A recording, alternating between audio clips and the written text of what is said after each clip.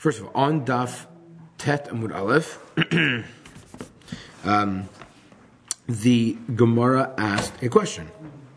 What was the question of the Gemara? The Gemara was very bothered by the language of the Brisa, because the Brisa had, shall we say, it appeared to be very verbose. It seemed to be add a lot of words that appeared to be totally unnecessary. So let's take a look and just read that again. We are 1, 2, 3, 4, 5, 6, 7, 8, 9, 10.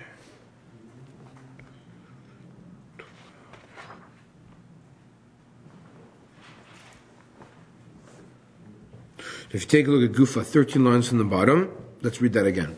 So Gemara says, Gufa, Amar Rav Huna, Bima b'chaya b'cheskat isur omedes, ad shivadelecha bima nishchata. So, what is this Rav Huna's statement? That behim, when it's alive, there's a chazaka of isur. So we said there's two possibilities, chazaka of isur. Rashi holds that it was Ever Menachai, Tosfos holds that it's Eino Zevucha. So again, until you're able to ascertain that you shechted it, it is considered it's asur to eat. Once you shechted it, nishchata, becheskat heter omedet ad shivadeh lecha b'ma nitrafa. So it is on that long-winded statement that the Gemara asks a question. Again, look how long that statement is. It's once it was shechted, nishchata, becheskat, one word, heter omedet ad shivadeh lecha b'ma nitrafa. So that's the Gemara's question. Velema, why didn't we say the following? Nishchata, it was shechted, hutra. Right? Why do you have to say there's a chazaka? Why? Why is it so complicated? Just say, nishchata, hutra. Once you do shchita, shkoyech, enjoy it. It's mutter to eat. Why must the Gemara, why must really the Brisa here go on to say, listen, nishchata, it's a chazaka, umedes, until you ascertain there was nitrafa? Why such verbose language? Answer the Gemara, kamash balon, that what happened?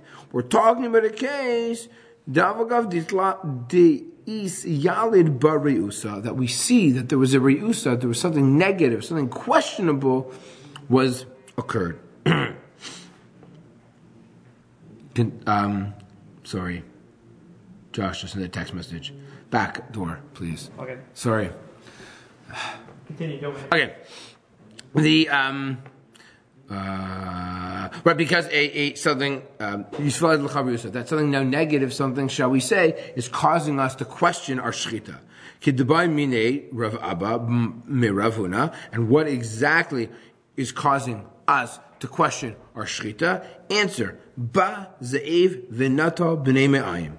That a ze'ev, a wolf, came and schlepped out the kishkas. Now, ask the Gemara, I understand. What's the problem? Natal? Hailitnehu. What do you mean? I don't understand. If he took it, it's not here anymore, so then what exactly is bothering the Gemara? Meaning, if we see that so Rashi says, right? I understand. What's the problem? If it took it, so it took it. Why does it matter? If we know that it took it away, what's the problem? No. Says no, so that's not the case. Then the Gemara says, Ella nekev b'nei me'ayim. Meaning the fact that it was schlepped it away, why does it matter? The answer is no, sorry. It made a hole in the innards. Okay, so what? Ma'u nekev. What's the problem if it made a hole in the innards? Meaning, if this hole was made, let's go through the scenario. If it was made, if the hole was made before shchita, then for sure it's a trefa. There's no problem. Although it'd be pretty cool to make a hole inside the innards of an animal and not kill it. But let's say you're able to puncture, right? So then, and if it was done after the shchita, then what's the problem? It's also okay.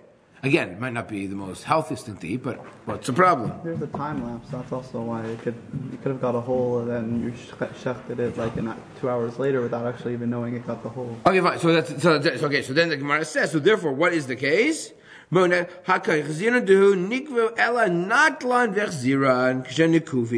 what happened? No, it was taken. It was brought back, and now you want to know. Wait a second. What do you see here? You see the holes themselves. So you see the holes. Since you see the holes, so then you see, now what type of hole do you see? You don't see the hole of a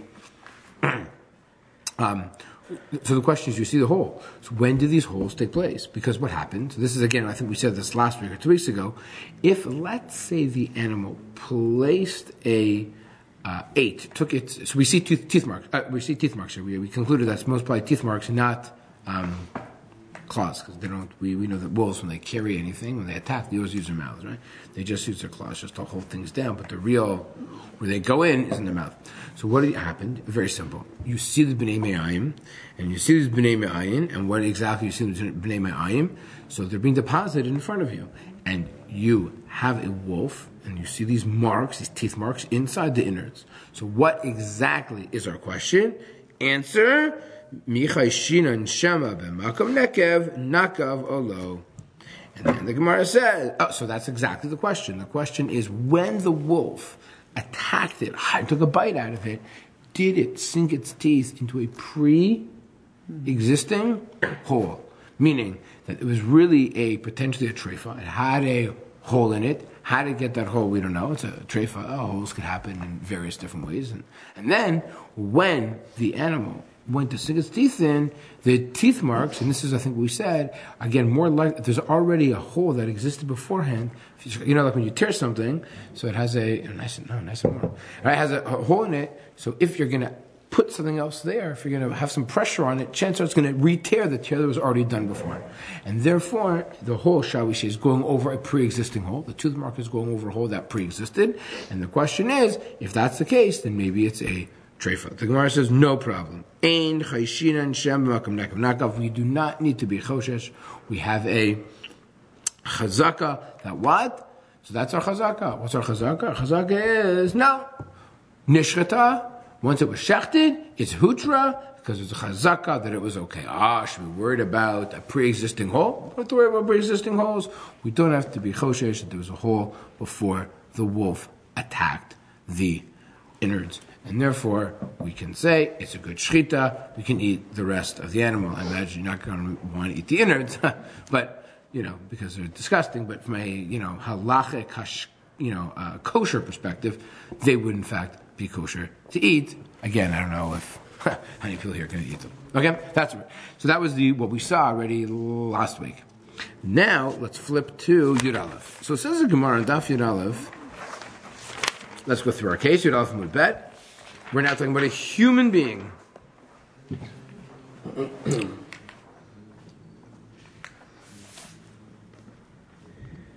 Okay. Our question that we saw last week, just to remind everybody, here's what happened. Reuven comes, and he sees Shimon, and he goes and kills him. And there were Eidim, and there was Hatra, and there was the whole, whatever it requires for death penalty. All of a sudden, at the trial, when Reuven's tried for murder, Reuven is a good lawyer. The lawyer raises his hand, says, my client, when he killed Shimon, he killed Shimon, I admit he killed Shimon, sure, Eidim, no problem. Yeah, Shimon was actually a treifa.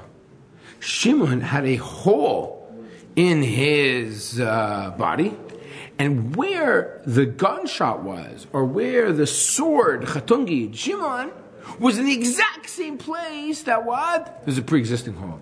And Shimon was going to die anyways in a few weeks. He has the status of a treifa. So again, how can you kill my client? How can my client Reuven face the death penalty? Did he kill him? Yes, I admit, yes, he killed him. He's a terrible person. But he killed a treifa. B'makom nekev nakav. He killed him as a pre-existing hole. So therefore, he should not get the death penalty. A person who kills a treifa is not chayav mita. Wow, the lawyer pulls out a very trump card. Says the Gemara, where we don't allow Reuven to have such a taina. What? Why not? It's a good taina.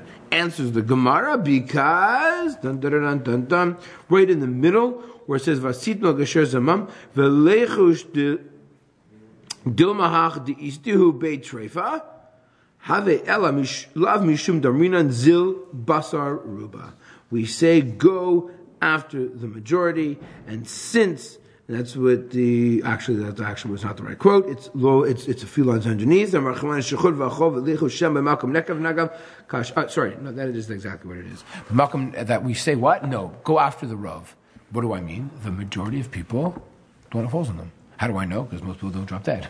Because the definition of a treifa is they're going to die within the next 12 months. So the Gemara here on Daf Yud Aleph Amud Bet says, we're not choshesh from makom nekev nakav, and we go after, why not? Because rov b'nei adam don't have holes in them. Our Gemara said, what? Not rov. What language is our Gemara? Chazaka.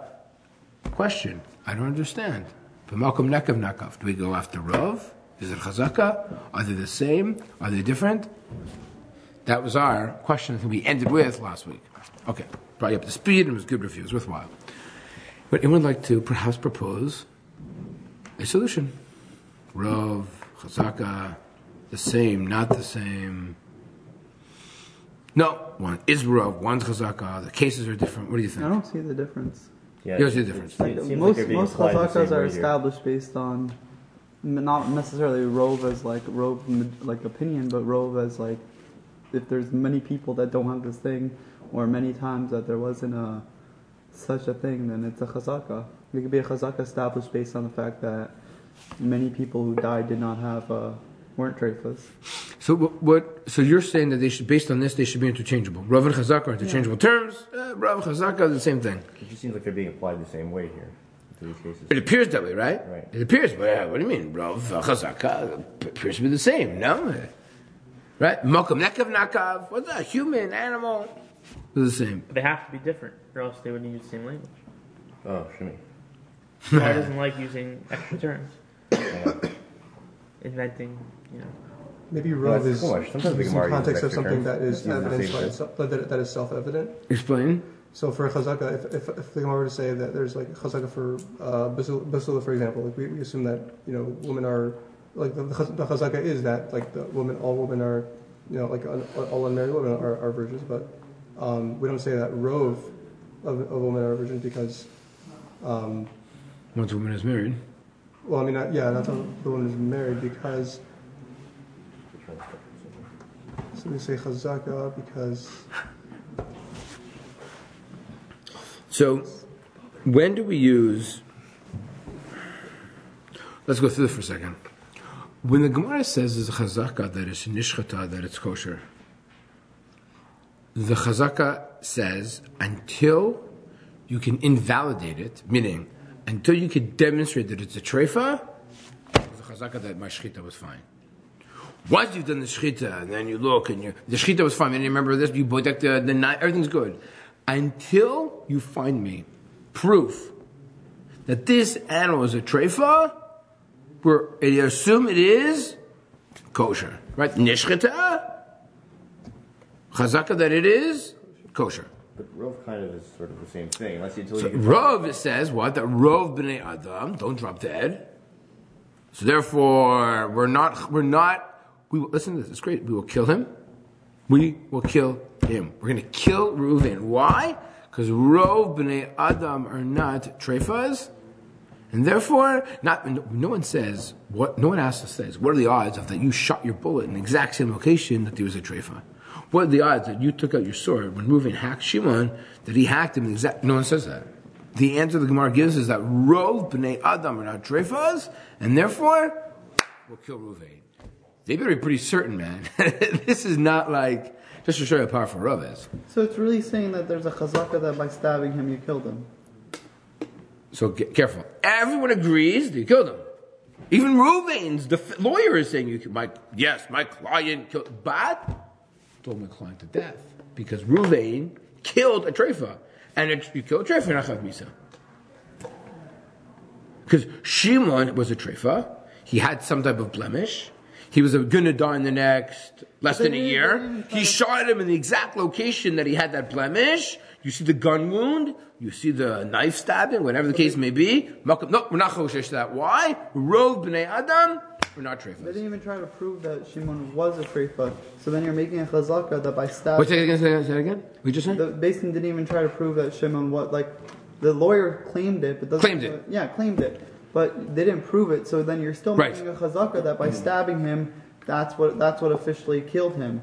No, you're not. Everyone agrees that stabbing killed him. Everyone agrees that. Yes, the difference was that he was going to die so on his what's the own difference natural between accord in a this- month or 6 months or So 11 what's months. there's no difference. It's also a chazaka. It's not. It has nothing. It could say rov, but it's also a chazaka. Just like the first case where you did shchita and you could say that the animal bit into the person. Bit into the innards. Same here. You can say that he was a treifa, but it's still a chazaka that by stabbing him you killed it. Still chazaka by that shchita was proper shchita, and that biting was the one that pierced.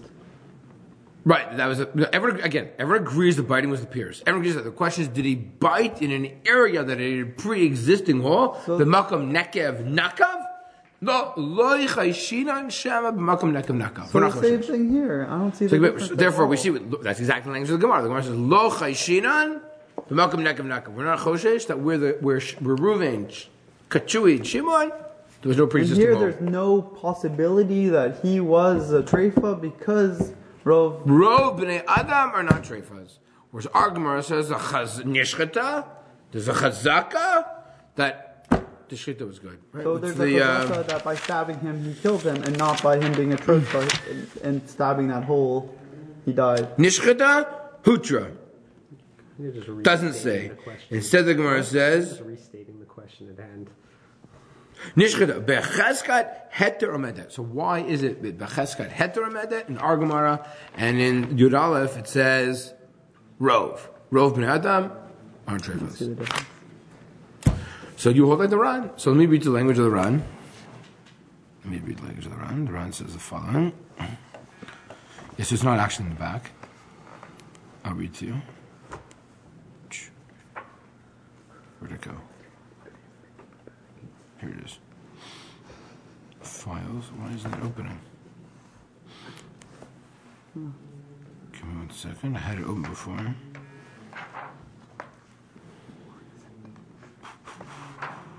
Here it is. Okay. So I'm going to read you the language of the Ran. The Ran says the following. The Ran on Daf Yud Aleph. No, here's the Ran. That's a Tosfot. I don't want the Tosfot. I want the Ran. Here it is. You ready? The Ran says on it's Chudish Haran. Ready? He says Mina Halei Milta Damar Rabbanan Zobat Aruba. That's Yud Aleph. The ID b'manaha milta the chazaka naket namiha. Meaning, the Gemara first talks about chazaka, then it goes into rov, but it says the Ran they just flow into each other. V'neimalan demai de'amrinan manaha milta de'amrinan rabbanan okay milta achazaka umanina milta de'amr rabbanan zuba taruba. Tarvayu amilta derav huna. Meaning, both from the language of Rav Huna, one place is used the word chazaka, one place it uses, but really, really, really, it's the exact same thing. That's the Ran. Holds like Jesse. Or, I guess Jesse holds like the Ran. Okay. That's also like Josh. But that, and Josh, yeah, okay. But the problem is, Too simple. it doesn't mean what the Gemara says. That's what bothers Shimi. Once it's chazaka, once. Why sometimes use words interchangeably, though? So here's the question. The question is, and this is perhaps even more fundamental, is what is a stronger? What's stronger, chazaka? I'll give you an example. The word chazaka translated into English. What's it saying? When I use the word chazaka, what am I seemingly suggesting? Established That I'm trying to establish something. Now, what am I coming to establish? a law based on principle. So what am I establishing? The fact is, it could be that even if somebody does have a whatever hole in their windpipe, by chazaka, we're considering that they don't. Okay. Now, wait. Now, what's the chazaka supporting? So this is how I think. Maybe when we say chazaka, the chazaka is actually supporting what's it supporting? The rov. Meaning, rov establishes that majority. We don't say makam nekav nakav. So when do I say chazaka? So why can't I say rov by our case on Daf Tet. Why can't they say Rov? The answer is, I think there's a difference in the two cases. I'm not going to tell you. I want you to figure it out first. What is the difference between the two cases? There's a difference in the two cases. Is there a difference in how you'd overturn a chazaka versus a rov? Meaning, Rov is ironclad. Chazaka comes to say, listen, we have a chazaka here. And since we are going to establish a chazaka, and since I've established a chazaka, what do you do after you have a chazaka? I kick it up to the Rov. You'll see how it's going to work here. The difference is... But chazaka, you always want Rov is way better than chazaka. So the difference is more is of a certainty of your conclusion. Rov is certain. Chazaka says, I have a chazaka. Because I have a chazaka, that's the way it goes. And what's it based on? Now you'll see how I have a Rov. But does it ever outline like how you might overturn a rov or a chazaka? So the question is, when do you use chazaka? So why is it that I believe our two Gemaras are actually different? And there's a reason why our Gemara in Daf Tet has to say chazaka and it can't say Rov. There's a problem in Daf Tet.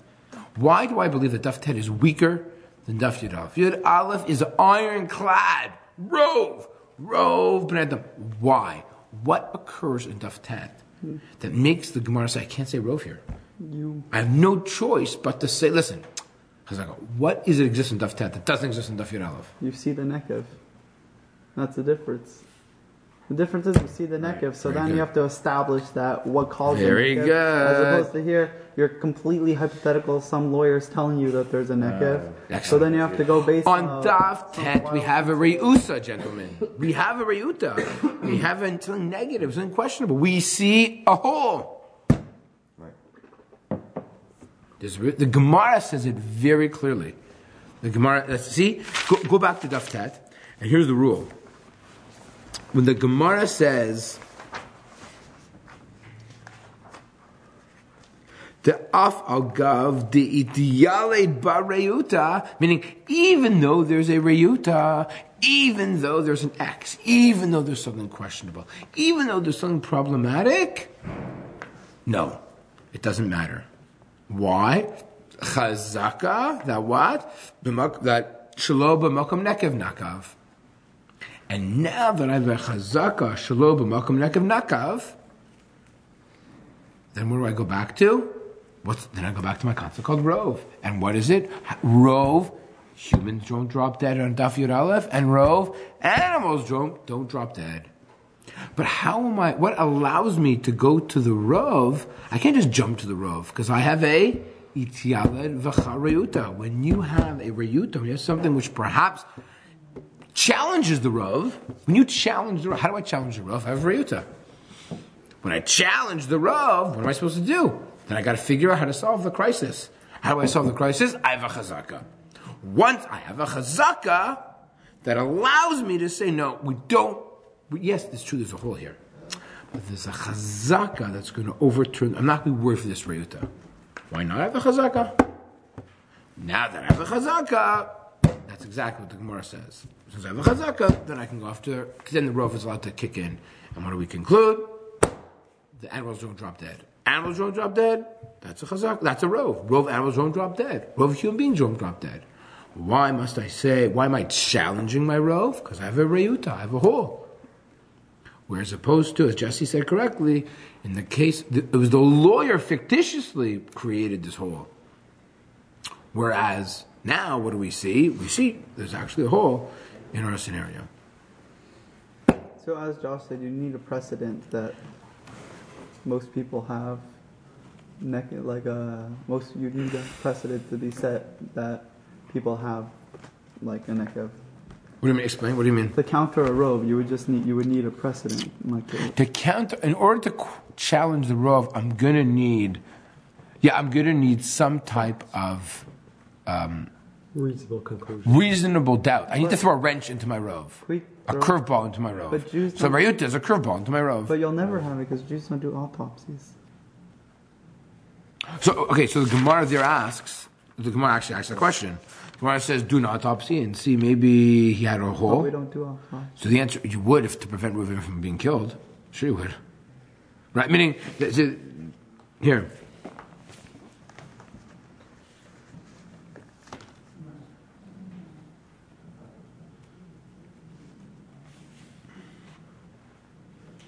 Where was it? here. How come minavo? Right? We asked the question. Ella love me should have been the ruva v'chi tema to be kinan le kai minavo. Meaning, we're going to tell me that we're not going to. Maybe we won't check because it's minavel sameis. The answer is, what are you talking about? Of course you will. V'chi tema mishum ibud neshama to high navalet, right? Meaning, we're going to say that no, don't do an autopsy, but kill Reuven. That's ridiculous. Of course, of course, do an autopsy in order to be able to avoid Reuven being killed. Right? Maybe perhaps makam saif nakav. The answer is no. We're not worried that makam saif nakav because of the principle of rov. So that's I think how it works. So again, just to reiterate, we have a concept. We have rov bnei adams don't drop dead. Let's compare that to rov animals don't drop dead. How do I know? How do I know? What do you mean? I see people don't drop dead. I see animals don't drop dead. There's no reason for me to question that idea. That assume that people are walking around being treifas or animals being treifas. And that's why the fight that Reuven's lawyer says, b'makom saif nakav, when my client Reuven took a sword and beheaded Shimon, there's makom nakav. How do you prove it? I don't know. The answer is you can't prove it. How come you can't prove it? Rov b'nei adam are not treifas. When it comes to our case by the animal, we have a different situation here. Why? We have a reyuta. What's a reyuta? We see a hole here. We see there's a hole. That's exactly the Gemara's question. Itvaled l'cha reyuta. When it's itvaled l'cha reyuta, we have to say, wait a second. Do I have a chazaka that maybe this hole perhaps could be made by something else? And so of course this could be made by something else. It could be made by the ze'ev.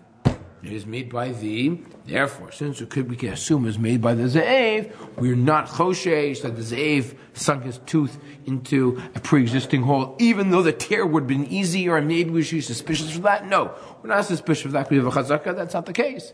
And therefore, since we have a chazaka, it's not the case, zobat haruba, the animal was a good animal, it was going to live the year, and therefore, the animal was not a treifa, and therefore your shechita was fine, and therefore you can eat it. And that also answers why does the Gemara need to say nishchata hutra because of the chazaka.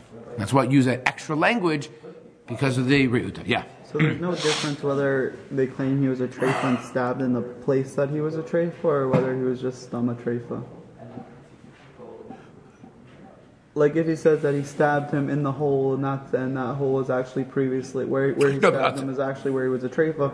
We're just saying he's a treifa in his lung and he was stabbed in his abdomen. So there's no difference. You know what's fascinating? You would never. We don't say anywhere in halacha that every time Reuven any time someone commits a murder, we say, wait, let's do an autopsy. Why must we do an autopsy? Maybe he's a treifa. We never hear that. We're not choshesh for that. Right? Which is shocking, because perhaps we would want to try and get Reuven off the hook. After all, we care about life, right? So maybe Reuven really killed the treifa. Yeah. The answer is, we're not even a choshesh, and we don't do autopsies. I think there's a hidden psychology behind that. What do you mean? Killing a treifa versus killing a normal person, in the end of the day, luckily or not, you still have some issues if you're going to be murdering people. So psychologically, there's also an issue. Wait. So let's say a person is about to die. Let's say a person about to die. And he asks you to stab him. And he says, stab me. The guy's going to die in the next 3 days. That the doctor said this prognosis is terrible. So euthanasia, right? Euthanasia. Yeah, that's different. Still us. So we wouldn't necessarily take it. This is, by the way, it's interesting. We wouldn't necessarily take a doctor who committed euthanasia and face the death penalty according to halacha. Meaning, if this patient is going to die in the next year, I guess a treifa. Right. Last year, I took a bioethics class, and the professor said we're talking about euthanasia, and he said that he had a friend who was terminally ill. The friend asked him to kill him, but he couldn't do it because it was against the law. But he said he would have done it if it wasn't against the law. Right, it's against the law. Yeah. There are certain things that you can. On the wire. No, there are certain things. I mean, you're obligated to offer food. You don't have to give food. There's certain things that you can, but no, it's don't get me wrong, despite the fact you're not chayav mita, doesn't mean it's a good thing. Like, it doesn't go from, you're chayav mita to like you're a tzaddik. Like, there's a lot of, shall we say, area in between, right? Just because you're not chayav mita for murder doesn't mean what you did was, you murdered somebody. We just can't put you the death penalty because you did it to a treifa. But there might be that, why they don't actually look into it. There might be something behind that. Interesting. Because, just from a moral perspective. A guy who is willing to murder, whether he knew that Shimon was a traitor or not. Remember, we'll do everything. We'll do everything we can so that Reuven will be killed. For sure. Right, we'll do everything we can. Right? Necessarily a psychological issue if you're willing to kill someone that's suffering.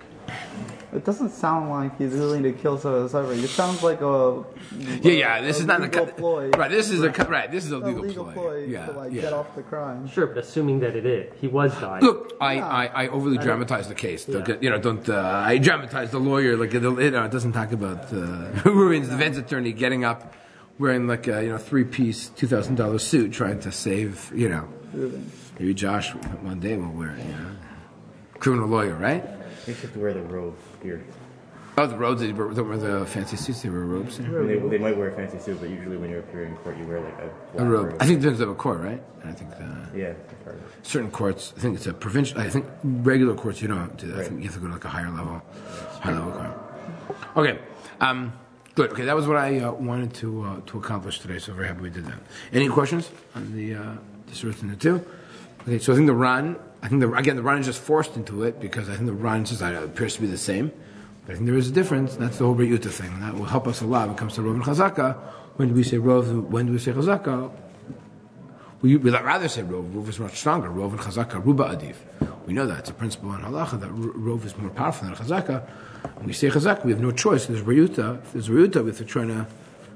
If we could dismiss the Riyuta, then we can say there's a Chazaka, and then we can... Because what's Chazaka trying to establish? Chazaka means it's supporting. What's it supporting? The Rav. So, and what's fascinating is that we don't... And look, Jesse's saying something, I think, which is true. We don't investigate to see if we can get Reuven off the hook.